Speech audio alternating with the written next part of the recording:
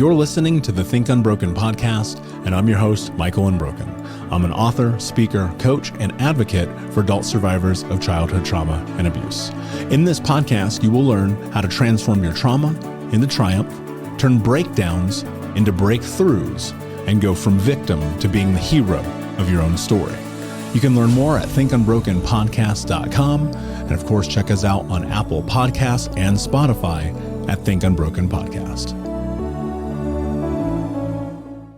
Hey, what's up, Unbroken Nation? Excited to be back with you with another episode with my guest, Dr. PhD, MD, Hosein Kouros-Mehr. My friend, thank you for being here. Absolute pleasure to be here, Michael. Dude, when you and I were able to connect prior to this, I knew that I wanted to have you come on the show because we're talking about a very important conversation, and that's breaking through. And breaking through stress, breaking through chaos, breaking through addiction, breaking through all of these things that kind of keep us stuck as human beings. And your story and your journey is really phenomenal. And what I think is so fascinating, if somebody probably saw you on the street, they would make an assumption about you. And it probably wouldn't be many of the things that you've been through. And so I'd be really curious for you to start us off and tell me, if you were to define your childhood in just one word, what word would that be? What word? It'd probably be like first generation American or immigrant, I guess, would be the one word, right? I mean, there's struggles associated with being an immigrant, and but also opportunities, right? From all of that challenge that many immigrants face. Yeah. And I would assume, now I'm obviously not an immigrant. I grew up in the United States. But I would have to assume that carries a lot of weight with it in terms of performance and who you become and how you become that version of you. And I feel like many times, and again, we're sussing this out together, but would I be right in assuming that might hold true in this case? Yeah, I mean, there are, the American journey, right? And sort of the stresses that come with that and the expectations that come with that. I was born in Iran, so I was born during the revolution there. And, my parents were very progressive, forward-looking, educated, and they didn't want to be a part of what was going on there in Iran. And so, my parents had their sights in coming here, but didn't know what to expect. It was a very difficult time. Generally, people from the Middle East, we've had a hard time adjusting.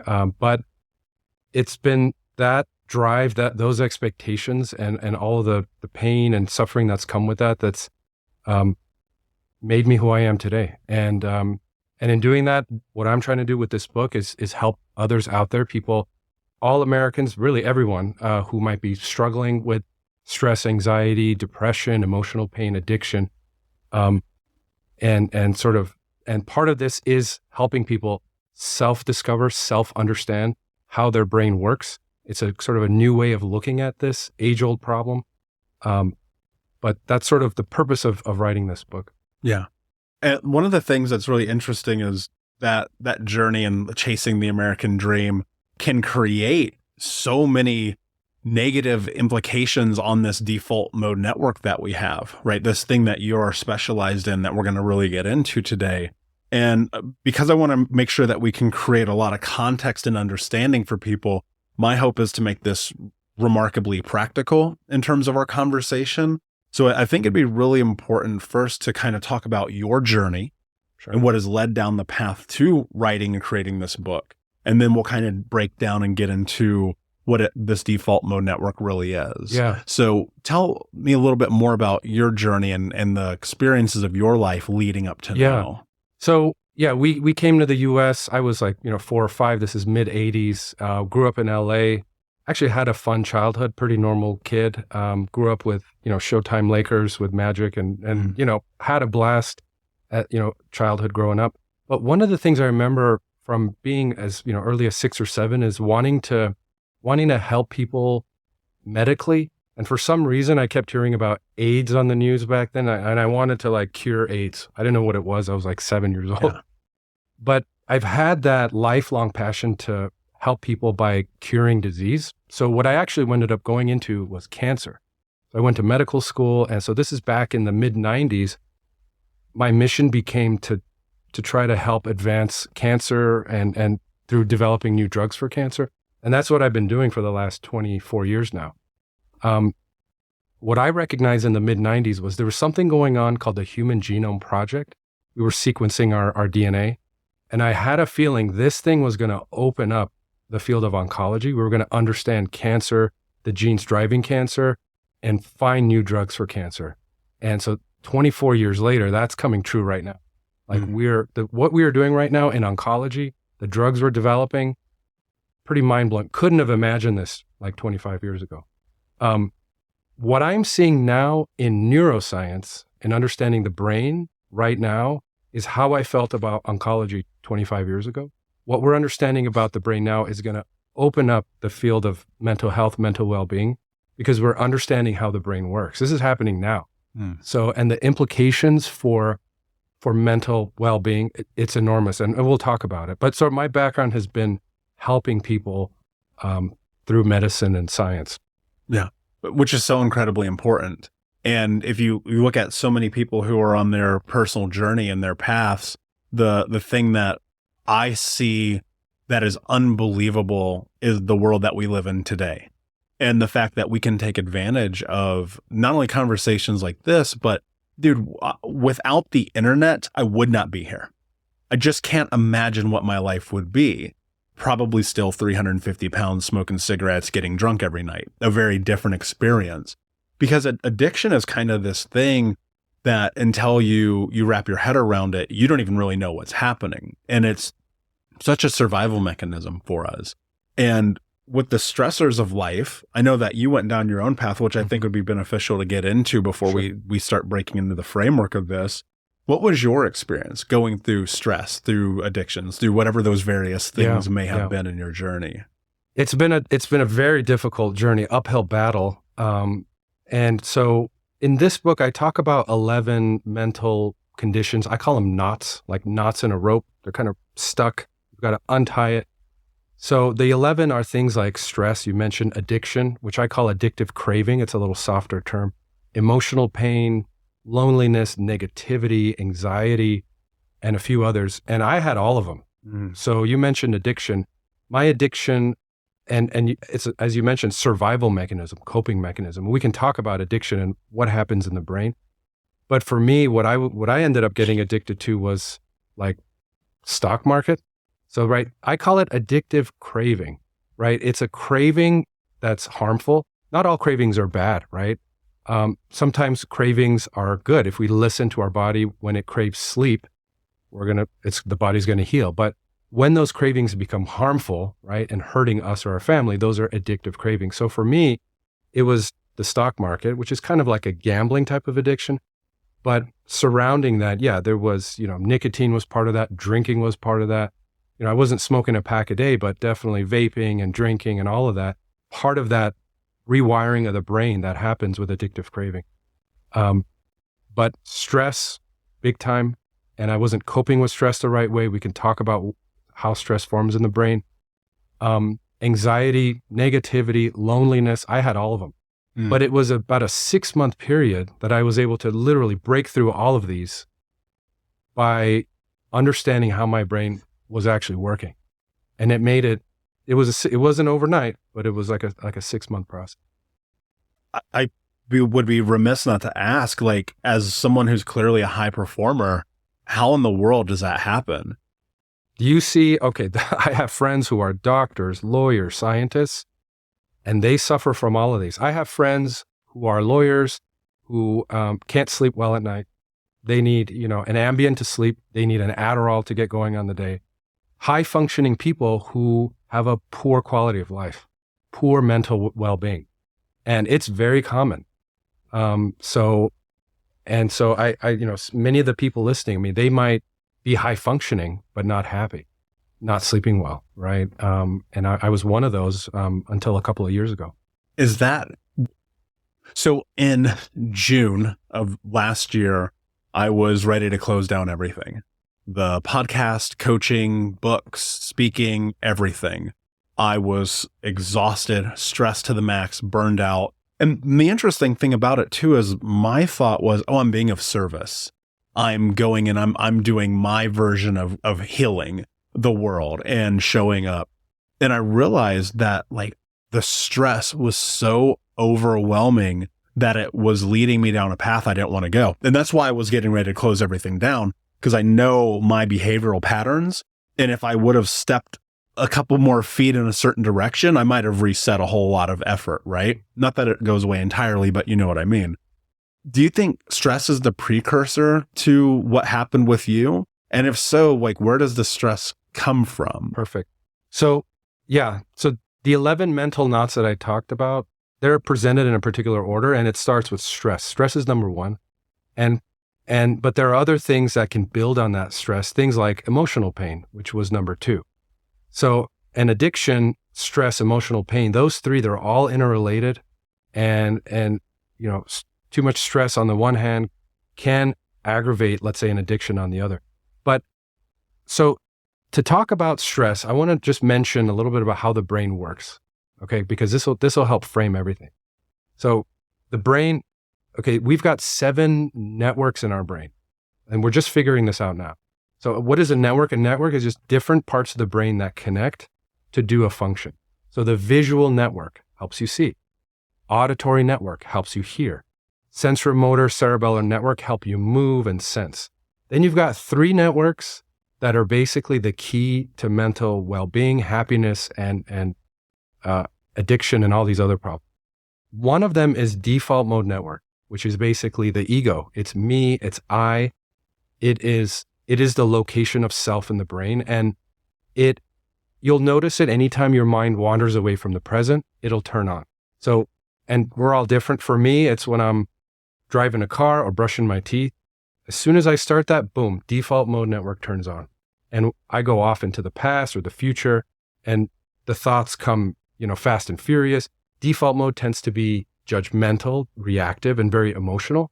So when it's overactive, it can cause stress. Let's start with stress. So you're, let's say driving your car, and suddenly you remember an argument from yesterday that you had, or some childhood memory gives you some stress, just the memory of that. So what happened is your default mode gave you this memory of something that happened and has just given you stress, right? So that's a default mode. Now, the purpose of stress, what is the purpose of stress, right? We evolved thousands and thousands of years ago in a very different set of circumstances, right? We lived in a time where there was natural disasters and famine, and life was very difficult, right? The stress response helped us survive. It told us, crap, there's a predator coming. I gotta get out of here, or I gotta put up a fight, or like we're gonna go hungry the next couple of weeks. So cortisol kicks in, stress response. All of that helps us survive, and that's why we're here. But today, the stress response is caused by our phone or our memories or thoughts that aren't really threatening our survival, but it's triggering those same pathways.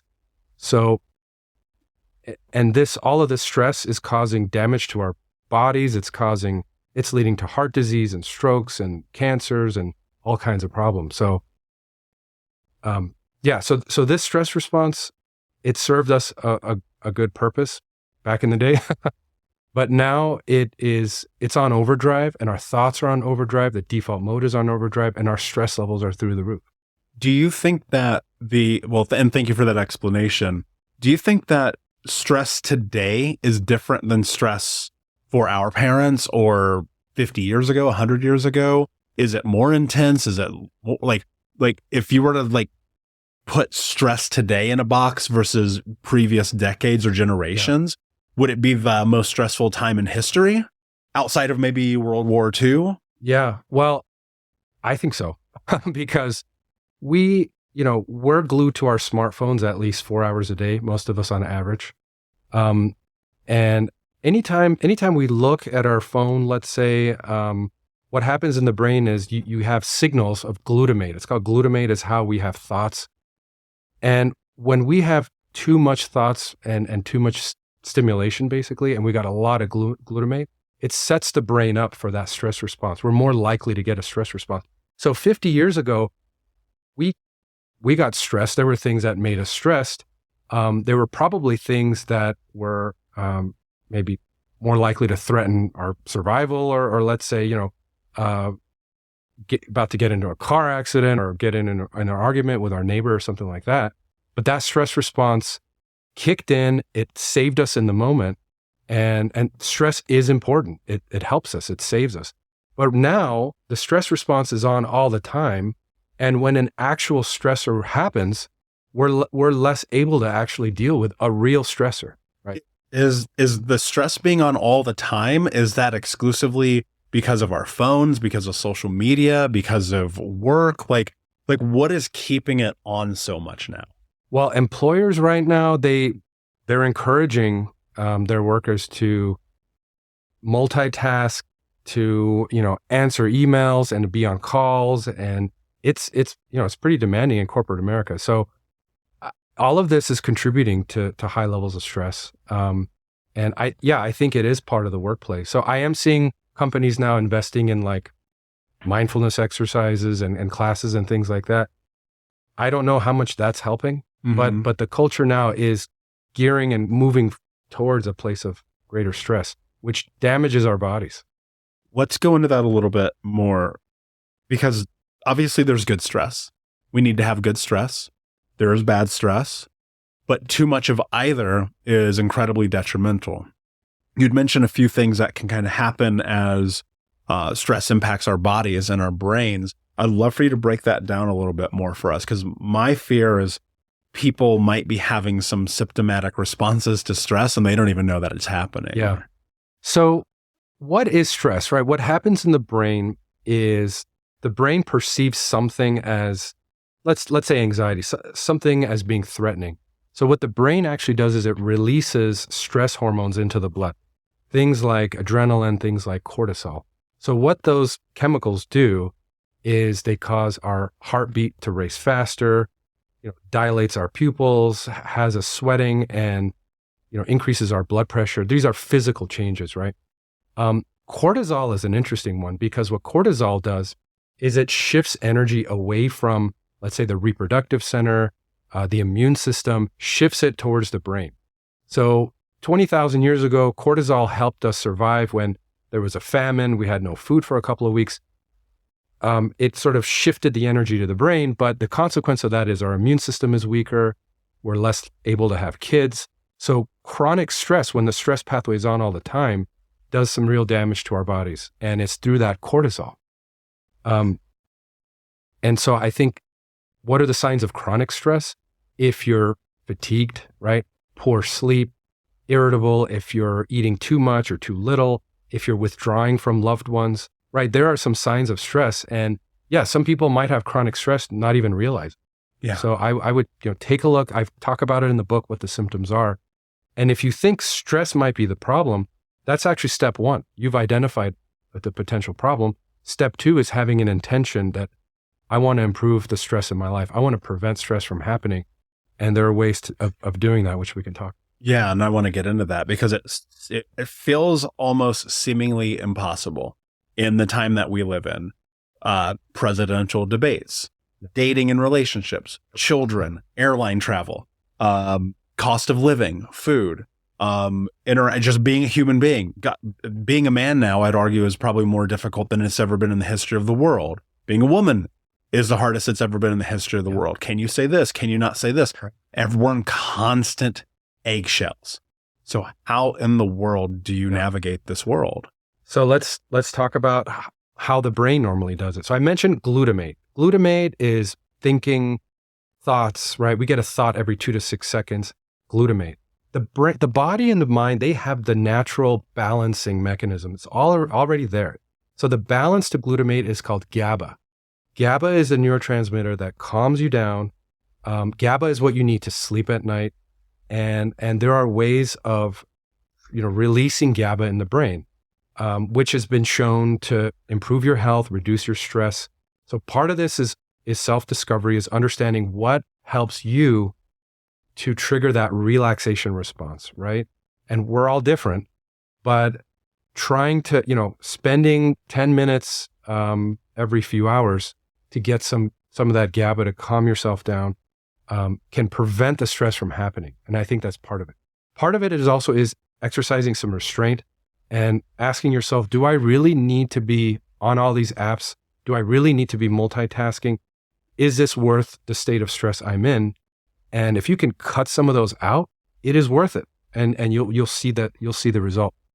But the key here and my remedy, so for each of these knots, I have a remedy. The remedy for stress, I call it mindful relaxation, where you spend 15, 20 minutes relaxing, but doing it mindfully. So if for you, I don't know, if it's, going for a walk, taking a bath, doing a prayer, mindfulness, whatever it is, spending 15 minutes doing it, not reaching for your phone a couple minutes in, right? That's not mindful relaxation.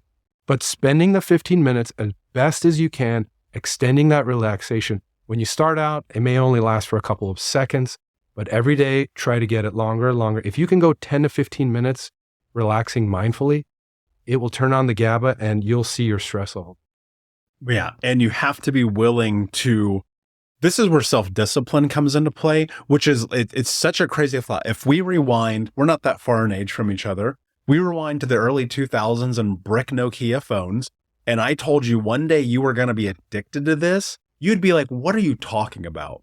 Right. And yet today, the amount of self-restraint needed in order to navigate the world with a device that has been designed and engineered for you to be addicted to it in your hand every single day is probably the most dangerous thing that's ever happened to humankind. I agree. And it's funny, I interviewed Dr. Anna Lemke on my show. Years ago, she wrote a book called Dopamine Nation. And her study at Harvard University, or Stanford, was entirely tied to our dopamine receptors and to the things that we're addicted to.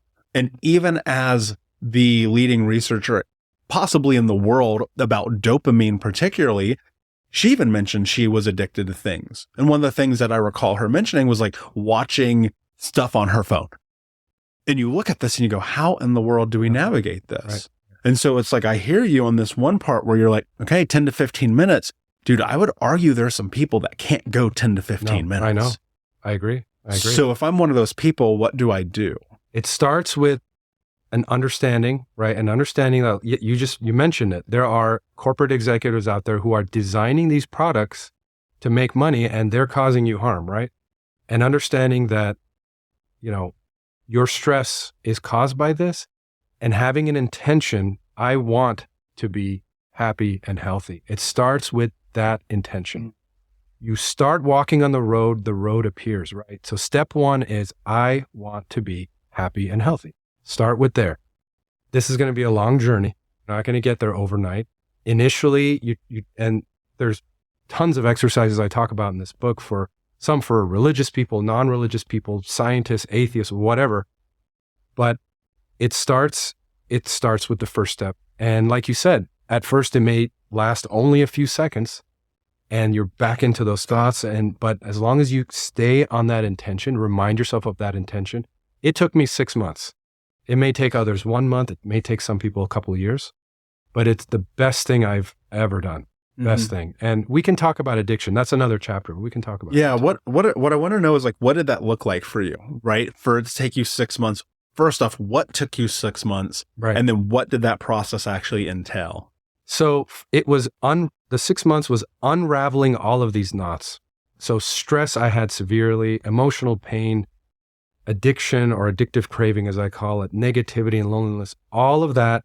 It took 6 months. The first part of it, actually the first month, there wasn't much change, but I still had the intention. And then after the first month, I started to see minutes and minutes where I was just in this happy state, this blissful peace. And I got glimpses of it. And then it built momentum on its own. And that light grew and grew and grew. And it took out the darkness completely. And 6 months later, I'm like, wow, I'm in a completely different place. But most important was having the intention. And for me, I found that unraveling these knots, I did it in a particular order. I noticed it all started with stress. Once I was able to get that stress under control, number two, emotional pain. I realized I had a lot of emotional pain from childhood, things that were inherited, right? Ancestral emotional pain. There's a lot of emotional pain in the world right now. But unraveling that one, that was a huge one too. And then by the time I got to addictive craving, there was so much momentum into this. It got a lot easier. So these knots are listed in a particular way in the book. What did your day-to-day look like? And the reason I ask that is because I want people to be able to apply something very practical to their life. When I started my journey, so I'm 25 years old, 350 pounds, 2 packs a day, drinking myself to sleep. For me, it was very much kind of like an intention had been set. And I was making a decision to move away from the life that I had and towards the life that I thought I might be able to have. And in that process, it was just a very difficult path for multiple years, and even to some extent still is, of just showing up every day. But in the showing up every day, the thing that I didn't have that I wish I did, that I now do, that I give to other people, is the practical. Yeah. Because I was just trying everything. And I think sometimes you have to try everything. Right. But what did your day-to-day look like? Yeah. So I've got 3 young kids. I would have loved to take 14 days to go on a Vipassana retreat. That would have been amazing, but no time for that. So I did all of this on my own, a lot of research on my own, waking up, early in the morning with that intention. So for stress, for example, breathing exercises, really helpful. Prayer, mindfulness exercises. So breath meditation, insight meditation. Breathing exercises are really powerful. They take a couple of minutes. There's 4-7-8 breathing. I'm sure you're familiar with that, right? And if you think about it, when you're stressed and you're anxious, your breath is shallow, it's irregular, and that's contributing to the stress. When you yawn, what that yawn does is it releases GABA. It gets you ready for sleep. It relaxes you. Breathing exercises are the same thing. It's just like a yawn. You do it for 5 minutes, and you start off by just looking at your mind. Okay, how am I feeling right now? Oh, anxious. Oh, stressed. You do 5 minutes of the 4-7-8 breathing, and then you look again in your mind. You say, wow, I see a difference. Very practical. You don't need to believe in anything. You don't need to subscribe to anything. So that's a 5-minute thing. And once you realize, wow, my stress level has just fallen through this 5-minute breath meditation, what if I were to do that 3-4 times during the day? And then you do that after a couple of days, you realize, wow, my stress level has decreased. And it gives you some encouragement, right? That you're on the right path. There's a lot of other really practical things in this book. Yeah. And I think for me, it was yoga played such an important role in my journey. And I didn't know it at the time. I was just like, oh, I'm trying to get in shape, so I'm going to do yoga. And in doing yoga, what I really discovered was this was a moving meditation for 60 minutes or 90 minutes every day for months and years and years. And it was a game changer. And I didn't understand GABA at the time, now understanding it. And I've also learned that for me, and I don't know if you want to speak to this or not, supplementation did not work effectively well. And in fact, it made me feel like I was a crazy person, which I've heard some people have said that as well. Because I think that is putting a Band-Aid on a wound, right? Mm-hmm. If somebody's looking at this journey and they're like, okay, I get the stress thing, but I'm so tied to emotional pain. What do I do about that? Okay. Do I do therapy? Do I do coaching? So what is that? I haven't done any supplements. Yoga I love. I've done a few times. Again, with 3 kids, it's hard to spend much time in that. But to talk about emotional pain and stress, so let's get back to those 3 parts of the brain, right? Default mode network, that's your wandering mind, your racing mind. So a lot of times, let's say you do a breath exercise, you feel good for a couple of minutes, and then suddenly your default mode kicks in and the thoughts come in, right? Old memories from the past, your cravings, anxiety, future worries, your default mode kicks in. So the key here is to silence and heal the default mode. And what you're doing is turning on another part, one of the other 7 networks. And this other network is the key to your higher self. This is the key to spirituality and higher consciousness. It's called the Central Executive Network. That's the name of it. And so that's one of the 7. The Central Executive, while the default mode network is your wandering mind, right? The Central Executive is your observing mind.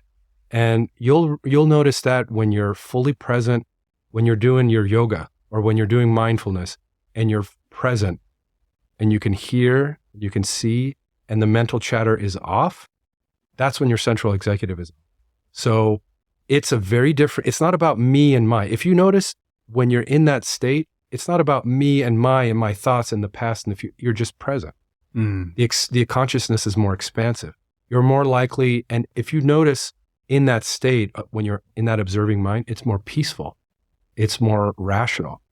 And so the key to all of this is learning to silence your default mode and strengthen your central executive. That takes time, doesn't happen overnight. But when you're doing mindfulness practices, when you're doing prayer, that is essentially what you're doing. Shutting off your default mode, you're strengthening your central executive. That's what took 6 months for me. And there's a seventh network. It's called Salience Network. It's the thing that shuttles you back and forth between these two.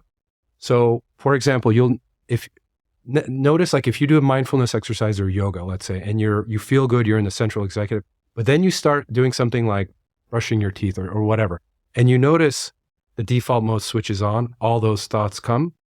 That's because your salience network has shifted you over. So that's what this salience network does, is it, based on what you're doing, it will either cause you to tune out, or take you back to the central executive. So that's the point of the book. Hey, Unbroken Nation, we'll be right back to the show, but I wanted to let you know that you can grab a copy of my first book, Think Unbroken, Understanding and Overcoming Childhood Trauma, for free. If you go to book.thinkunbroken.com, you can download the PDF ebook version of the book and get everything that I know about the baseline of healing trauma for free, downloaded to your email right now. Just go to book.thinkunbroken.com to download your copy of Think Unbroken, Understanding and Overcoming Childhood Trauma for a PDF for your phone. Again, that is book.thinkunbroken.com. I have friends who are high performers, who are guys like you and I and gals like you and I who are going out here, getting after the world, trying to make it a better place. They have a ton going on. I also have friends who are not, and they just, they enjoy their lives. They have a regular job. They come home and they just chill. But we're all kind of impacted, whether we like it or not, by these networks. They're mechanical in a lot of ways. They are a part of who we are. Absolutely. And we don't fully understand them. And so when you talk about this observing mind and the central executive network, when we get to this space of presence, right? I've been reading Eckhart Tolle's Power of Now again. And when we get to this place of presence, everything feels lighter. The world feels small, like bigger. The sky is bluer. The sun is brighter. All of these things. But you talked about the salient thing and shifting. It is so immediate that you could go from, I walked into yoga class, I walked out of yoga class, I got in my car, guy cuts me off, I'm mad at the world. Exactly. How is there a way to stay in the central executive network with more frequency? Yeah. So part of this, we all need a healthy default mode network to live. So I think it is possible to heal the default mode network, but you can't ever get rid of it. Like, we do need it to function, right? So there are people out there without a functioning default mode. Unfortunately, people like with Alzheimer's disease, dementia. What about schizophrenia? Yeah, schizophrenia, that's an interesting one. I'm not entirely sure. This is an emerging area, but I think in schizophrenia, it's overactive to the point that people are not present at all. Yeah, okay. I think there's some malfunctioning there. But so I think a lot of this is coming to understand how your brain works. And you need the default mode to be healthy and working to help you reflect, to help you plan, to help you process memories, process information, decide what things to keep. So we all need the default mode. You can't get rid of it. But by understanding it and strengthening your observing mind, you can spend much more time in that observing mind and be grateful when that default mode kicks on, because it's trying to help you. It's trying to help you, survive. And so I think part of this is having gratitude when your observing mind is on. When you see you've switched off to default mode, realizing, oh, that's just my default mode. And observing it, as soon as you observe it, it's gone. That being cognizant of that feels like it would be a really tremendous tool. Absolutely. What if I were in that scenario, what would that scenario look like in a real life scenario? So I was 2 hours late to this. My flight was delayed. The flight was delayed. We were sitting on the tarmac. And that default mode was coming up, right? the world is against me. I'm 2 hours late for this thing. You were very gracious. Thank you for that. And that could have easily spiraled into severe anxiety, severe stress. But again, it was turning on my observing mind and looking at this rationally. This delay has nothing to do with me. This has happened, and I'm perfectly fine. And we're having a great meeting. So the more you strengthen that observing mind, the more power you have over your emotions, and that's the key to wisdom, and that's the key to happiness. Control your emotions, control your life. Absolutely. It's the one thing that I've learned. And in that is what you just said, is the letting go. If you try to hold on to this, like, you don't control the plane, you don't control the stewardesses, you don't control the air traffic control. The only thing you control is what you do at that moment. Yeah. That was the hardest thing for me, is because many people who grew up in traumatic backgrounds, high stress backgrounds, chaos in childhood, they're used to chaos. Yeah. They're used to everything being overstimulating, right? They're used to being hypervigilant and a lot of chaotic experience. And what's really fascinating in my own journey is a lot of it feels irrational. When you look at the behavior that one has when they are deeply tied to that default mode network, that is more so, really more than anything, nature versus nurture. I mean, that question can come into play here, but more so than anything, what it is life creating a framework of understanding at a very young age. And so now here you are, let's call it 37 years old, 42, 55, you're still in a chaotic state. And to be able to shift and get into, it really is weird to call it rational thinking, because it does go like, why am I upset about the plane being delayed? Yeah. No one's going to die if I'm 2 hours late. Yeah. Yeah. So our brains are also wired to focus on the negative. It's called negativity bias. And so if you couple that with emotional pain from childhood, it can set up for a lifetime of suffering, right? And when the default mode turns on, you remember these old memories, these traumatic memories from a long time ago, and those emotions come right back, and you're living in this state of trauma, right? So I think step one, again, intention, realizing that you can completely heal your emotional pain. It is possible. Even the most severe trauma, yes, you can completely overcome it. And part of it is understanding this default mode, how to silence it. Part of it is severing that connection between the memory and those emotions. How do you do that? You can see a therapist. You can do, radical acceptance therapy, cognitive behavioral therapy, or you can turn to something at the core of religion, right? The power of forgiveness. It's in every single religion. It's the bedrock of Christianity. Truly, truly forgiving what happened in the past, or forgiving yourself for what you did in the past, taking accountability, feeling that remorse, allowing it to restore and renew. You can overcome emotional pain. Again, it starts with that intention. So, and even negativity. Our brain is wired for negativity. That's why the nightly news starts with the most horrible stories. No kidding. You can overcome negativity by cultivating what's called equanimity. Equanimity is the ability to look at what's happening, both positive and negative, and not focus on the negative. It's the cornerstone of Stoicism, the Stoic philosophers, and you'll see it in many religions as well. But that equanimity, critically important, and forgiveness as well. You combine those two, you can overcome any. Forgiving is healing. Like, it just is. And I think so often about how much anger I let rule my life for a very long time. I was mad at the world. And look, and I'll say this too, like, a lot of people have every right to be mad at the world. They do. I was homeless as a kid. Mom and dad were drug addicts, alcoholics. Mom abused me, cut my finger off when I was a kid. Started drinking, getting high as a teenager, got kicked out of high school 3 times. No high school diploma, went and worked at a Fortune 10 company, made a lot of money. Friends got murdered. Like, my shit was crazy. Like a movie is my life. And it's like the realest thing.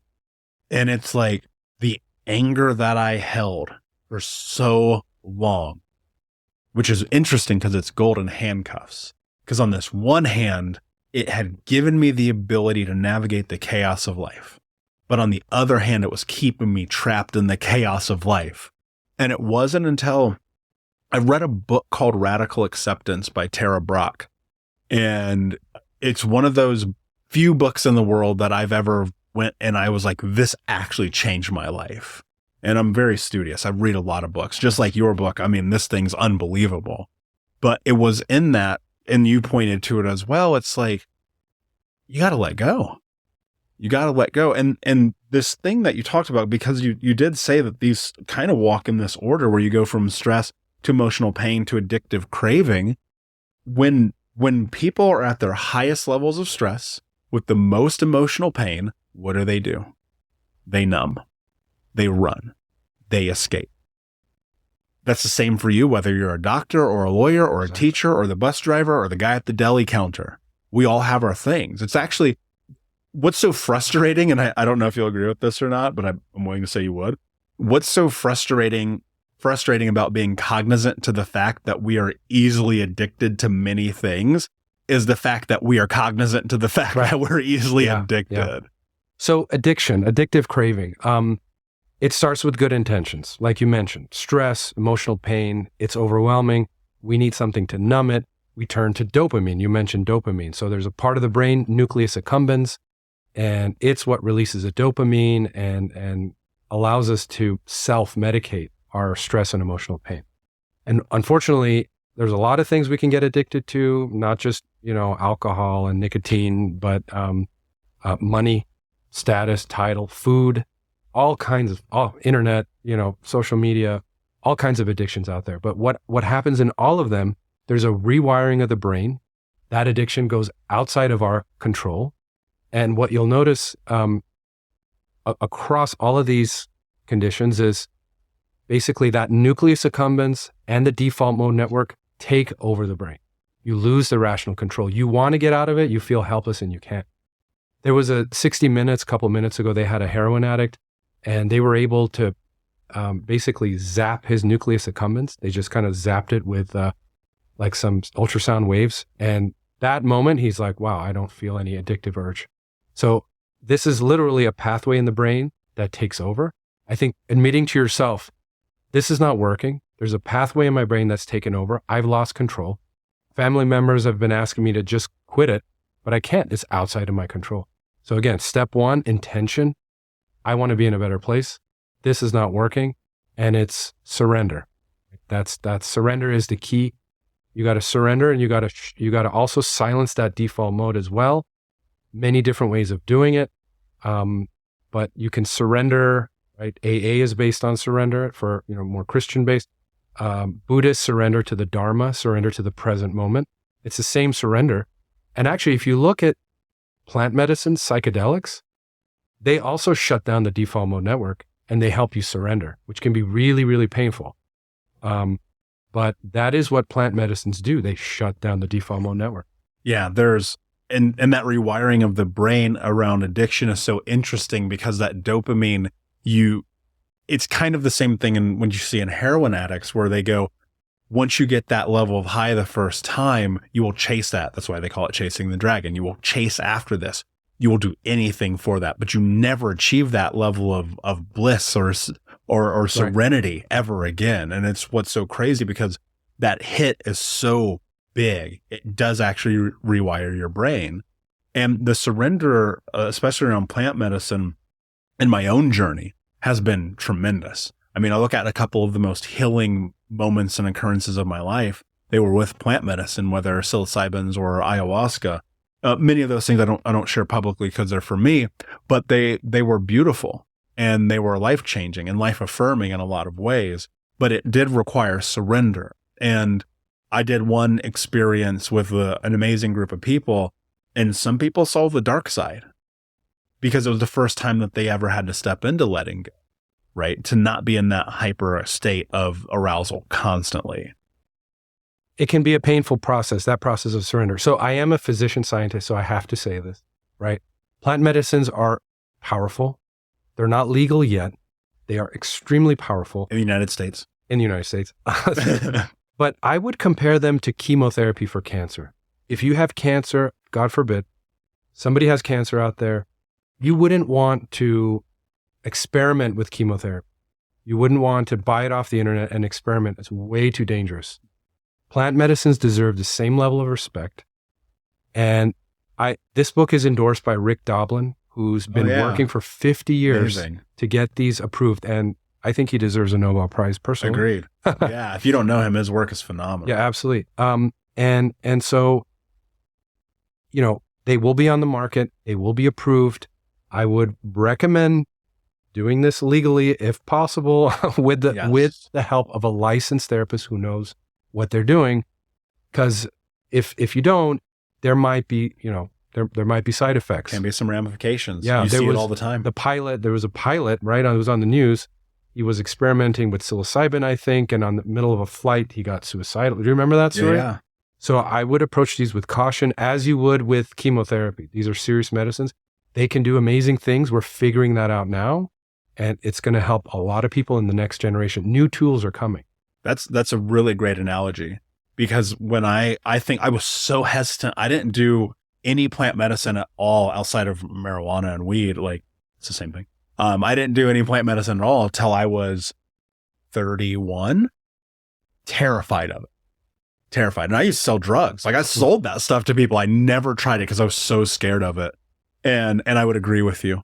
Doing it in a right way, in a safe way, not just because you have access to it, is so incredibly important. Yeah. And it opens up and changes your life even more. I want to go into a couple of these other knots here. Sure. Obviously, we want people to check out the book because there's so much content here. We're just barely touching the surface. But you know what? These things impact us all. And one of the things that I want to talk about, because I think it's really important and overlooked, something that I push in my community, something that I push in my personal life, is moving away from loneliness.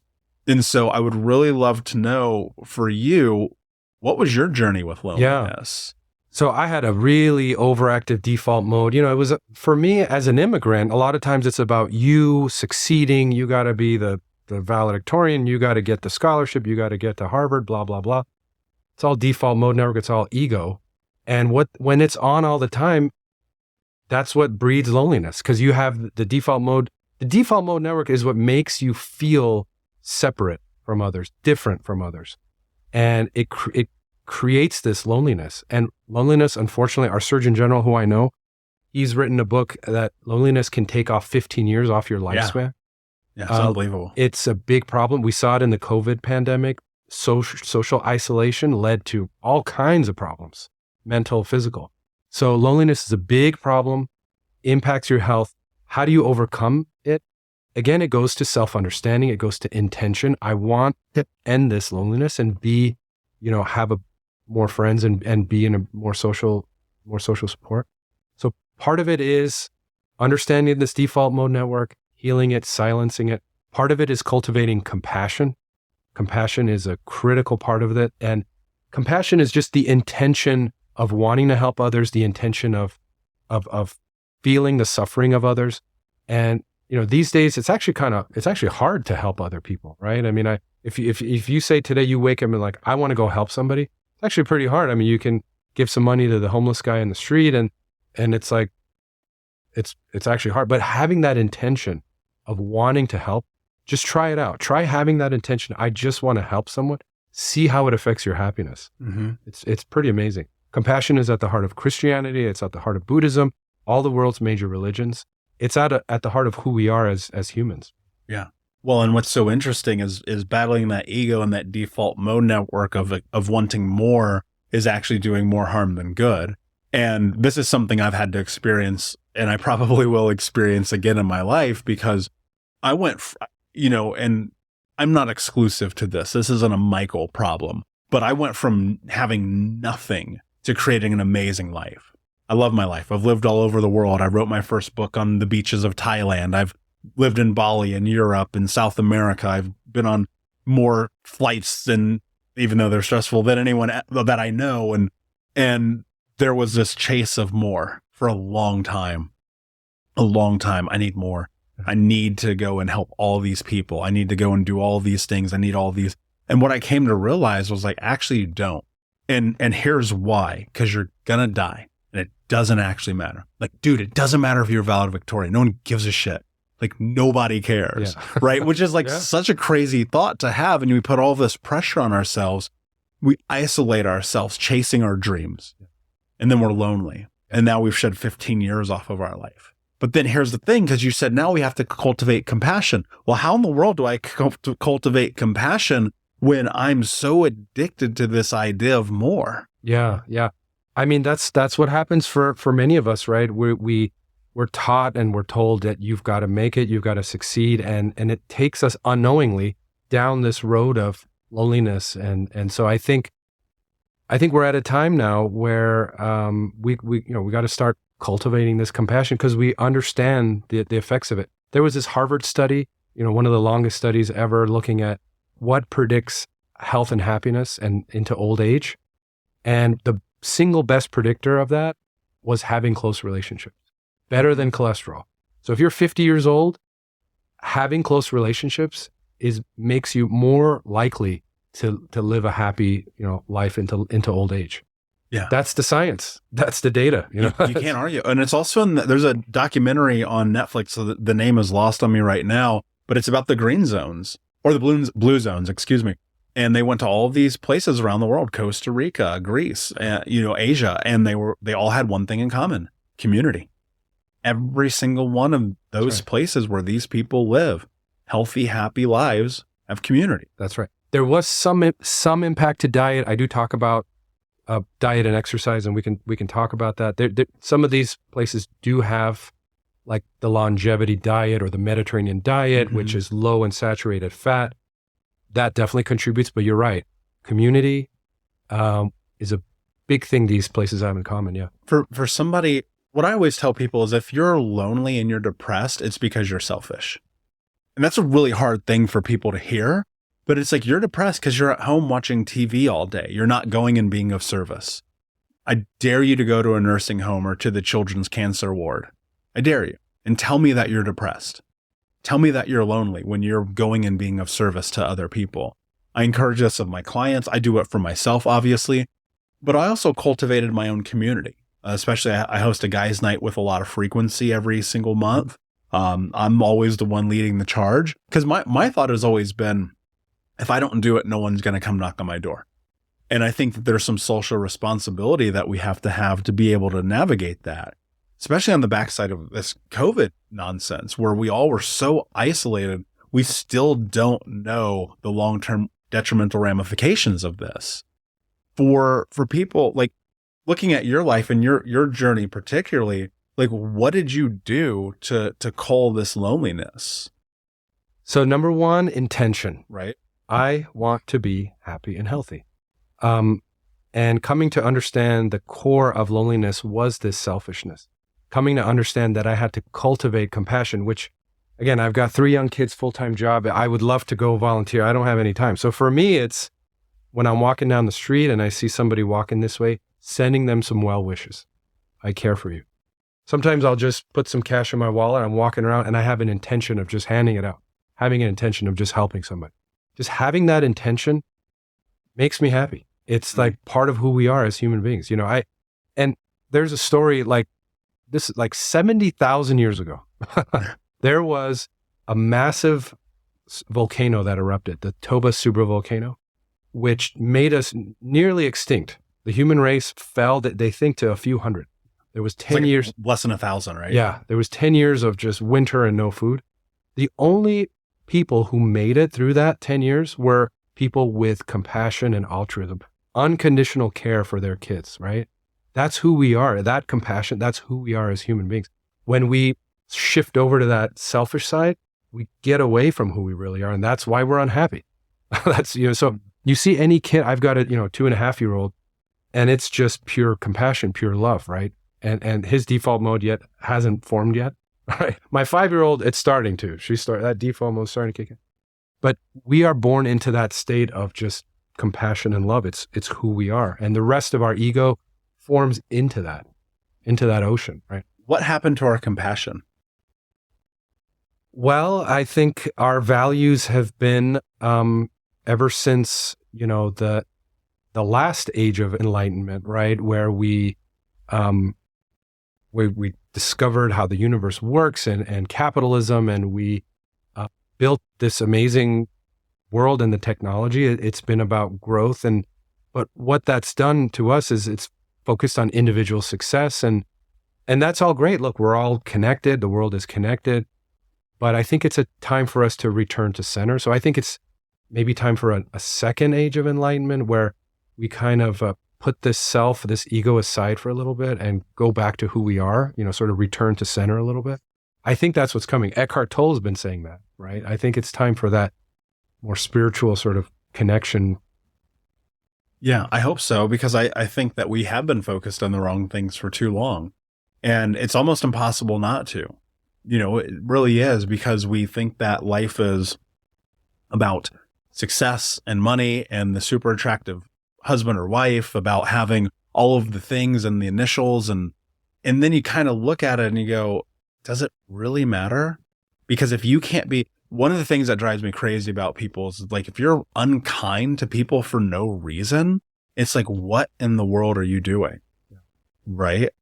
There's no fulfillment. If your goal was to make a lot of money, buy a second house and whatever, and you made it to that, and you feel unfulfilled, it's natural to say, well, maybe I just need another house, and maybe I just need more money. Maybe at that point, and then now you're actually stuck in addiction. You're actually stuck in it. You're trying to find success and happiness. You're actually stuck in addiction. So Henry David Thoreau said, wealth is the ability to fully experience life. And there's a lot of people who are, let's say, billionaires, who are emotionally poor, spiritually poor. They're actually poor. They have $1 billion, but they're poor because they're not able to experience life emotionally and spiritually. So if you do something and it doesn't, you don't feel fulfilled, that's a signal that thing may not bring fulfillment. Yeah. Right. That's a great point, because if you look at it, I mean, it's almost like an Ouroboros, right? You have this interlocking infinite loop where lack of fulfillment equals addiction.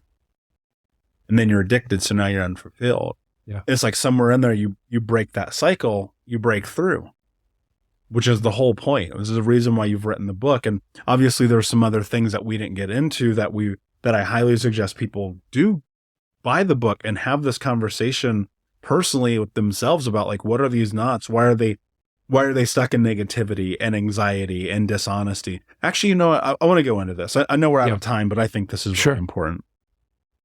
Let's talk about dishonesty. Yeah. Dishonesty and denial. So, again, corporate America, it's all about the profits. We see companies bending rules, and dishonesty, pretty pervasive. Denial, pretty pervasive. The problem is, if you're trying to heal your knots, if you're trying to heal some emotional pain, you've got to be fully honest with yourself, and you got to look inside with full honesty. That's how you get to the root causes of these problems. A lot of times we have a denial, and that's why our problems are there in the first place.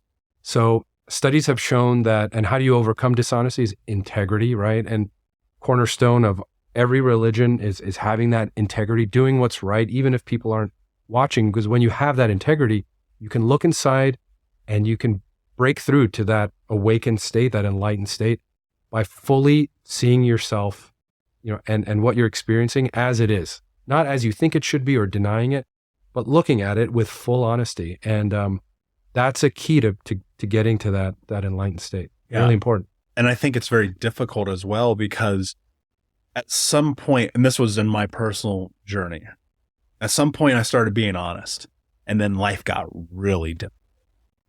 And it got harder before it was ever easier, because there were relationships that I had to work on and tell the truth. There were friendships I had to tell the truth. I had to tell the truth to the mirror. And dude, if you would have told me how unbelievably difficult being honest would have been, I don't know if I would have done any of this work. If someone had sat down like this and be like, hey man, you want to change your life? Stop being a liar. I'd be like, I don't know, man. This sounds fucking insane. Yeah. Why would I do this? And it was. And that is why honesty to me is such an important cornerstone in my life. And it's not, dude, I'm a human. I'm going to say dumb shit. I'm going to make white lies. It is. But what I've done, of what I've learned to do and cultivated and crafted in my life, is if I do, I just go, I don't know why I said that. People think I'm nuts. I go, I don't know why I said that. I just totally made that up. And it's laughable because most of the time it is. And, Mark Twain said, if you always tell the truth, you never have to remember a lie. And you talk about stress. If I were to take a circle and I would go back to the beginning of all of the stressors in my life, dishonesty would be the number one reason why. Well, studies are showing that that dishonesty impacts your health. There's a study where they took people and they put them into two groups. And one of the groups, they said, you cannot tell any lie. And they actually had a polygraph test for two months. Those people who didn't tell lies actually had better health. I believe it. I believe it. Again, and it's anytime, there's a reason why you can detect a lie on a polygraph test, because when you lie, it creates the stress response and those hormones damage your body. So, but it's that self-denial, that self-dishonesty. That's the most important thing. When you lie to yourself, you're holding yourself back. Yeah. And when I go look at 5 panic attacks a day for years in my 20s, the one thing that cured them was not going to therapy, was not having a coach, was not a single prescription I tried, was not meditation, journaling, yoga, nothing. It was telling the truth. Because that stress response was I was in fight or flight so intensely because of the fear of being found out. Right. But I had learned, like many people who come up in a traumatic home, I learned that lying is a survival mechanism. Absolutely. The hard part, though, is, again, that survival mechanism starts to make you sick. It does. Starts to ruin your life. It does, yeah. So that, that knot is later on in the book. And again, once you overcome stress and emotional pain, it becomes a lot easier to address that one. But yeah, this is not easy. Yeah. Well, none of it is. Yeah. And, I love your honesty and your vulnerability, because when people think about doctors, especially, we hold doctors to a high regard. We go, oh, their lives must be perfect. They make $250,000, $500,000 a year. They don't have problems. They're not addicted to online marketplaces and stocks and not sleeping in isolation and chaos and addiction. No, they're fine. And so I just have a lot of gratitude, first and foremost, for you and your willingness, not only to write the book, but to have the conversation, because most people aren't going to see this. My hope is that most people will see and hear this conversation and recognize that it doesn't matter what kind of credentials you have, that you're still just a human. Absolutely. And these are human problems. That's right. Yeah. I specifically wrote this book for people they've tried AA, they've tried mindfulness, they've tried yoga, it hasn't worked for them. Maybe they're very practical. This is especially for those types of folks, maybe who are maybe more on the stubborn side, or who need to see the science and the data. You're describing me to a T. Right, yeah. To a T. Seriously, because I always looked at my life and I was like, I'm practical. Show me that A plus B equals C. Give me the steps. Don't tell me these highfalutin ideas about psychology and psychoanalysis. Like, show me how I changed my life. That's why something like Gestalt therapy was so powerful for me. But my hope is people will go and get breakthrough. They will master their default mode network, and that they will thrive, because it's so important. We are at the crux of probably, I don't think the chaos has actually started yet in our lifetime. We've dealt with a lot, right? I mean, especially if you're like our age, you went through 9/11, you went through the oil crisis in the 90s, some crazy presidents, right? Whatever those things are. But right. Whatever the real chaos is, I just have a feeling it's right around the corner. Yeah. Here's the thing. Suffering is the fuel to get to that spiritual state, to get close to God, to get to the enlightened state. Suffering is the fuel. So if we're about to enter a period of suffering, that is an amazing opportunity for people to break through, right? Yeah, I agree. My friend, before I ask you my last question, sure. Where can everyone find you and get a copy of this book? So my website is yourdefaultmode.com. Got some videos on there. I'll put the podcast up there. The book's on Amazon. I launched it on Christmas Day last year. And it's I'm doing a signing at Mystic Journey next week. And you can get it on Amazon. My email is yourdefaultmode@gmail.com. Would love to hear your thoughts and if this book has helped. Amazing. Yeah. And guys, of course, go to thinkunbrokenpodcast.com, where we will have this and more in the show notes. My last question for you, my friend. What does it mean to you to be unbroken? I think being unbroken for me is resilience. Resilience, and that's the very last knot in the book, is a lot of times we may break through to a happier state, but something happens that takes us back. Maybe it's a car accident, a divorce, or whatever. So maintaining that resilience at all costs is the key to getting through life. So resilience is the way to stay. Love that. Could not agree more. I mean, that's played such a huge role in my life. If there was a word that I'd use to describe myself, it would be resilient. And that only comes through breakthroughs. So guys, please check out Breakthrough. And remember, every time that you share this episode, you're helping other people transform their trauma to triumph, breakdowns to breakthroughs, and helping them become the hero of their own story. And until next time, my friends, be unbroken. I'll see ya. Thank you so much for listening to Think Unbroken. Please share this episode with someone who could use it and help us move forward in our mission of ending generational trauma in our lifetime. And if you would, please take 5 seconds to pop on iTunes or Spotify, hit that 5-star, leave a review, and you can also reach out to us on social at Michael Unbroken or at Think Unbroken. And of course, you can check out our YouTube channel at Think Unbroken. Thank you for being a part of Unbroken Nation, my friends, and until next time, be unbroken.